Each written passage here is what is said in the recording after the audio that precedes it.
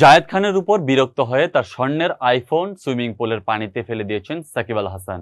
সামাজিক যোগাযোগ মাধ্যমে ছড়িয়ে পড়া একটি ভিডিও দেখে পুরো দ্বিধায় পড়ে গেছেন নেটিজেনরা। অনেকেই জায়েদ খানের ফোন ফেলে দেওয়ায় খুশি হয়েছেন, আবার কেউ কেউ সাকিব আল হাসানকে বেয়াদব বলে আখ্যা দিয়েছেন। মাত্র 4 সেকেন্ডের এই ভিডিওটি দেখে ধারণা করা যায় এটি কোনো শুটিং স্পটের ঘটনা, কিন্তু কোথায় সেই স্পট বা কারাই শুটিংটি করছেন জানা যায়নি এখনো। তবে নেটিজেনরা ধারণা করছেন সামাজিক যোগাযোগ মাধ্যমে যা চলছে তাতে করে ধরেই নেওয়া যায় এটি একটি বিজ্ঞাপনের অংশ। ওই ভিডিওতে দেখা যায় জায়েদ খান সাকিবের সঙ্গে সেলফি তুলতে চাইছেন, অন্যদিকে জায়েদের ফোনে সেলফি তুলেই সেটি পানিতে ছুঁড়ে মারেন সাকিব।